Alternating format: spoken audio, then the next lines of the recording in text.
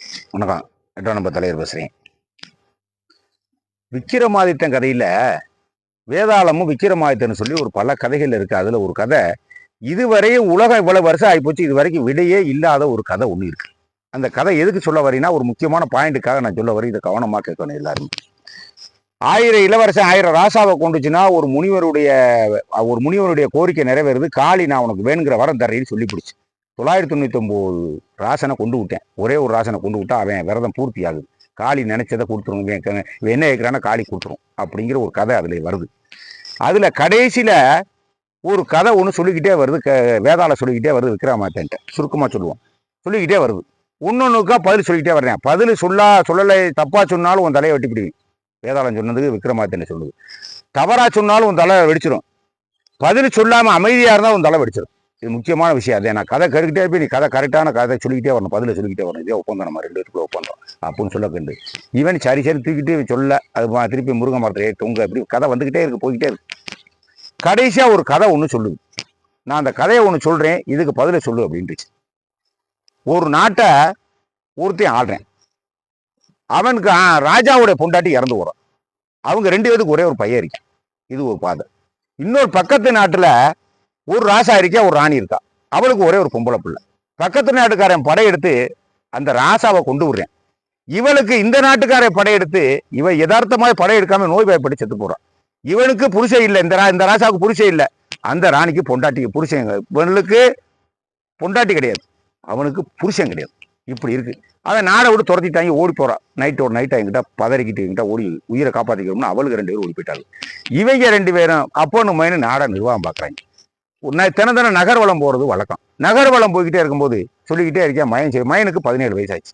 அப்பா இங்கே வா, ராசா சட்டப்படி, அரசாங்க சட்டப்படி ஒரு ராஜாங்க திருப்பி கல்யாணம் தான் பண்ணணும். ஒருத்தர் இறந்துட்டாங்கிறக்கா சும்மா இருக்க முடியாது. அதனால நீ கல்யாணம் எனக்கா பண்ணித்தே ஆகணும். மயன் அப்பனை போட்டு தொல்லப்படுத்துறேன்.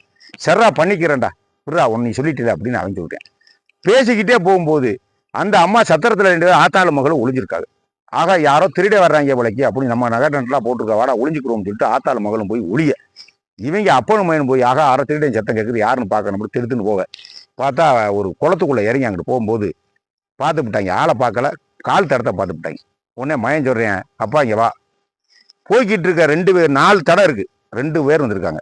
2 பேர் பொம்பளை ஆளாக தெரியுது.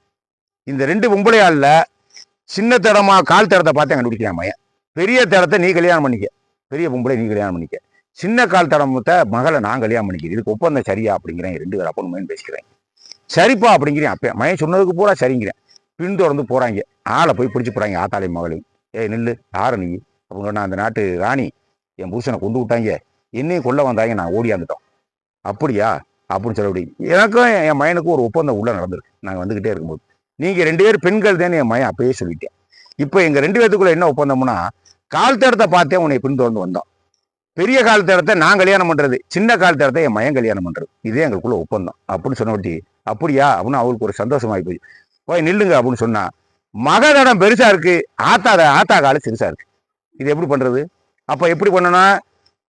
ஆத்தால மயம் கட்டணும், மகளை அப்பம் கட்டணும். சரி, இவங்களுக்கு என்ன முறை வரும்? இவங்களுக்கு பிறந்தா இவங்க 2 பேத்துக்கு என்ன முறை? இதை வேதாளம் விக்ரமாதித்தன்ட்ட கேட்குது. சொல்ல தெரியல, சொல்லவே தெரியல. கடைசி வரைக்கும் இன்னும் உழவந்து கொண்டு இந்த கதைக்கு விடையே கிடையாது. இதை வச்சுட்டு ஒரு பாலச்சந்தர் ஒரு படமே எடுத்தார். இது வரைக்கும் அந்த இதுக்கு விடைய முறையும் தெரியல, கல்யாணம் பண்ணா பிள்ளைக்கு என்ன வரும்னு தெரியல, அப்படியே இருக்கு. இதுதான் இது வரைக்கும் இந்த கதை. நீங்களும் கதை தெரிஞ்சா சொல்லுங்க, முறை தெரிஞ்சா சொல்லுங்க. அவங்களுக்கு எதுக்கு இதை சொல்ல வரீங்கன்னா, அஜித்குமாருங்கிற ஒரு காவலாளி மடப்புறம் கோயில்ல காவலுக்கு இருந்திருக்கேன். நிகிதாங்கிற ஒரு பொம்பளையாள், சாயமுட பொம்பளையாள் நகையை வச்சிருந்து காணாமன்னு சொல்ல புகார் கொடுத்துட்டு டிஎஸ்பிக்கு அடிக்க, டிஎஸ்பி ஸ்பெஷல் டீமை அனுப்பிவிடாது, என்னன்னு பாருங்கடான்னு. டிஎஸ்பி சொன்னா உண்மையாத்தே இருக்குன்னு சொல்லிட்டு இவங்க கூட்டி போய் தாறு மாற அடிச்சதுல அவன் செத்து போய் உள்ள கிடைங்க. நகை இருந்துச்சா இல்லையான்னு இது வரைக்கும் யாருமே கண்டுபிடிக்க முடியல. நகை இருந்துச்சா எங்க, கோர்ட்டுக்கு மேல கோர்ட்டு கேட்டுக்கிட்டே இருக்காங்க 7-8 மாசமா. நகை எங்கப்பா, ஆள் செத்து போனேன், அடிச்ச போலீஸார் போல 10 பேர் உள்ள கிடக்க. இப்ப நகை எங்க, சிபிஐ ஏன் இதுல விளக்க கண்டுபிடிக்க முடியல அப்படின்னு நேற்று தாக்கல் பண்ணிட்டாங்க. நாங்க கண்டுபிடிச்சிட்டோம், நகையே கொண்டு வரல, அது ஒரு பொய் புகார்னு கண்டுபிடிச்சிட்டேன். பாருங்க எப்படி இருக்கு பாருங்க. பொய் புகாரை கொடுத்து இந்த அம்மாவும் உள்ள அடக்கவனே, நீதான் வெளியே வரப்போது, நீ அதையும் பிடிச்சி உள்ள அடைச்சி போடுவேன். அதை பிடிச்சி உள்ள அடைச்சி அஜித்குமாரையும் செத்து, 10 போலீஸார் வாழ்க்கையும் போய், டிஎஸ்பி வாழ்க்கையும் போய், இன்னும் அதுக்கு மேற்கொண்டு எதை மாற்றேன்னு தெரியல. விட கண்டுபிடிக்க முடியாத படமா ஓடிக்கிட்டு இருக்கு விக்ரமாதித்யன் கதை போல.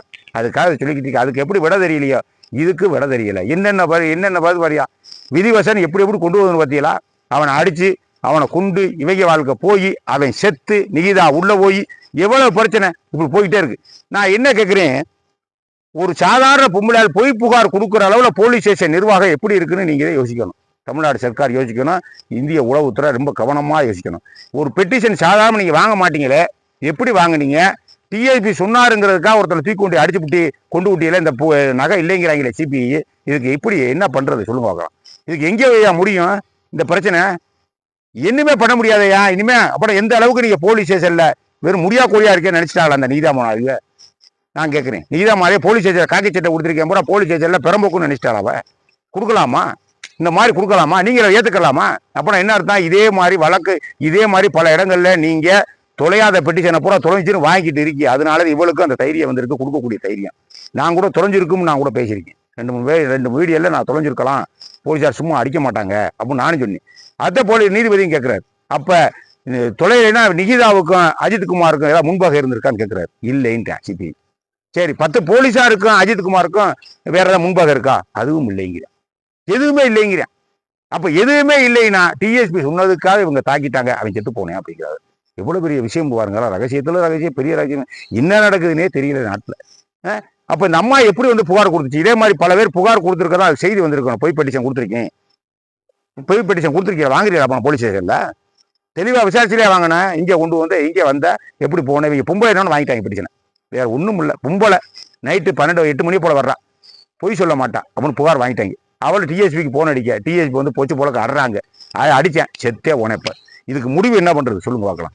இப்போ அந்த அவனு செத்து அந்த குடும்பத்துக்கும் போய் எங்கெங்கே போய் நிற்கிதுன்னு நமக்கே தெரியல. இந்த வழக்கு இப்படி போச்சு. நீ ஜாமீனில் எப்படியா வர்றது? நான் தான் ஜாமீனில் விட சொன்னேன். 10 போலீஸாரை ஜாமீனில் விடுங்க, வழக்கு நடக்கட்டும், நகை பிரச்சனை வரட்டும், தண்டனை கொடுத்தா அப்புறம் கொடுத்துக்கோங்க, அது வரைக்கும் வெளியில் வந்து கேஸை பார்க்கட்டும். நான் தான் போலீஸாருக்கு சொல்லி சப்போர்ட்டாக பேசினேன். சப்போர்ட்டுன்னு சொல்ல முடியாது, நியாயத்தை பேசினேன். ஏன்னா 4 கொலை பண்ணவனும் ஜாமீன்லேயே வர்றேன். மதுரையில் 22 கொலை பண்ணியிருக்கானா, அவனும் ஜாமீன்லேயே வர்றேன். 23வது கொலை பண்ணுறதுக்காக ஜாமீனில் வரீங்க. டூட்டியில் எப்போ தப்பா நடந்து வச்சு வேணும்னு யாரையும் செய்யறது இல்லை. இவனும் அவனுக்கு எதிரி இல்லை, அவனும் அவனுக்கு எதிரி இல்லை. ஆனால் அவன் தலையெழுத்தோ இவங்க காலம் முழுக்க தண்டனை ஆவாங்கிற லெவிதை வாங்கி வந்தாங்களோ என்ன ஆக்க போறோன்னு தெரியல நமக்கு. ஆனா இது ஒரு விட தெரியாம போய்கிட்டு இருக்கு. பாப்போம் இது என்னன்னு. நீங்க இனிமே ஜாமீன்ல வர்றதுக்கு வாய்ப்பெல்லாம் கிடையாது. இனிமே இந்த ஜாமீன்லேயே வர முடியாது.